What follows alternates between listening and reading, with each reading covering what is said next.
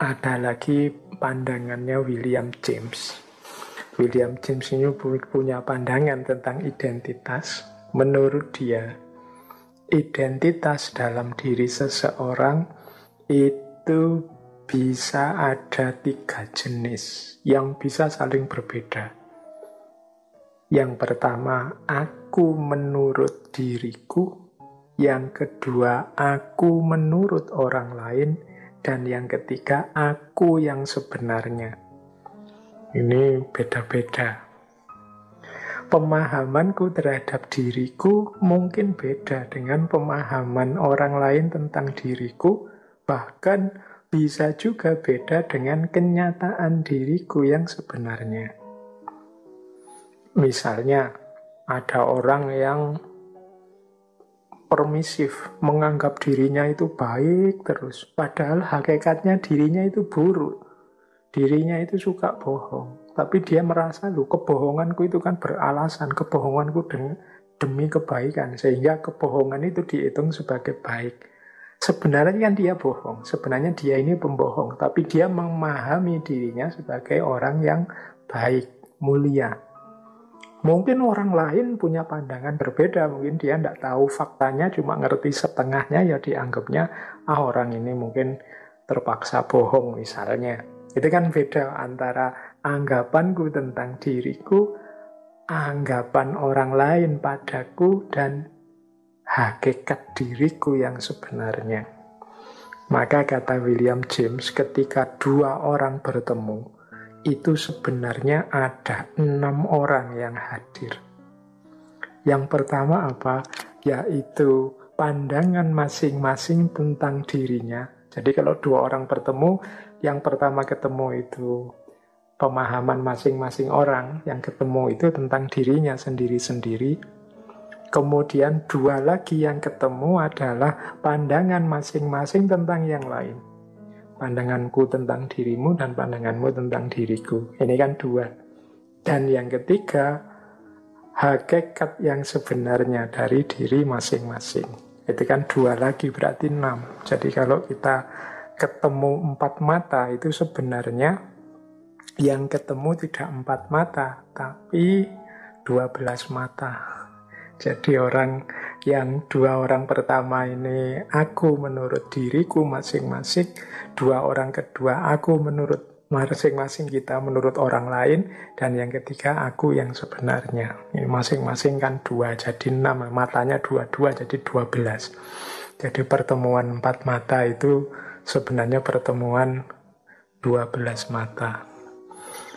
Jadi ini menurut William James. Jadi kalau teman-teman nanti berefleksi, memahami diri, coba didalami lagi.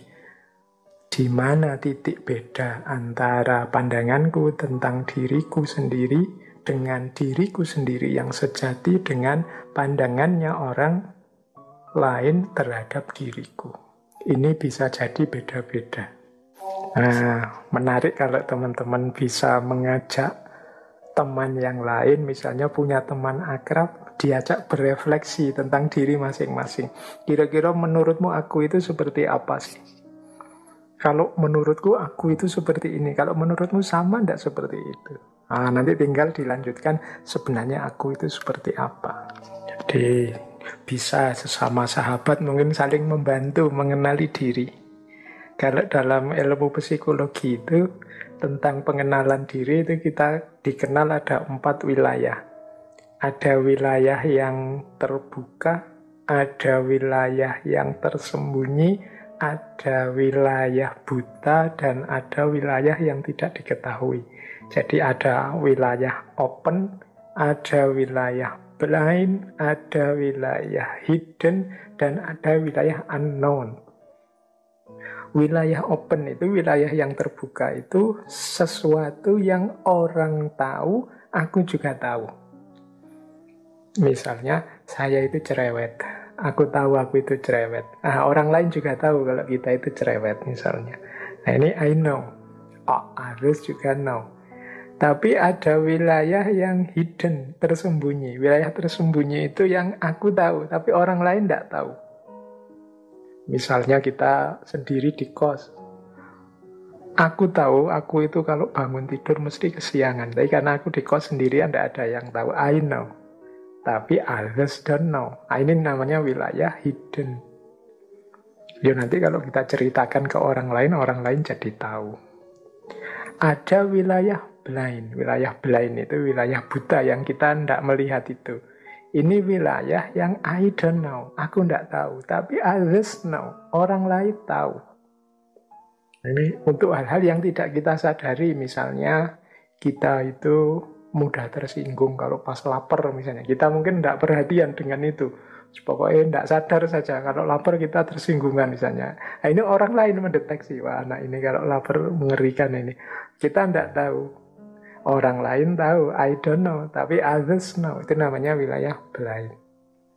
Nanti ada wilayah unknown. Wilayah unknown itu orang lain tidak tahu, aku juga tidak tahu. Ini perlu pendalaman untuk menggali. Yang mungkin perlu waktu juga untuk mengenali.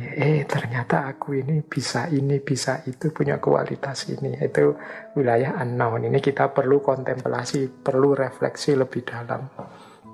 Boleh nanti kalau ada teman, ada sahabat saling menilai, saling.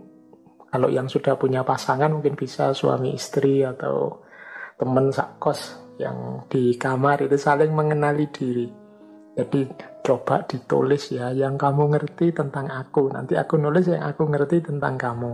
Nanti saya juga nulis aku tentang aku, kamu nulis juga tentang dirimu. Nanti kita cross check sehingga kita bisa mengidentifikasi mana yang open, mana yang hidden, mana yang blind.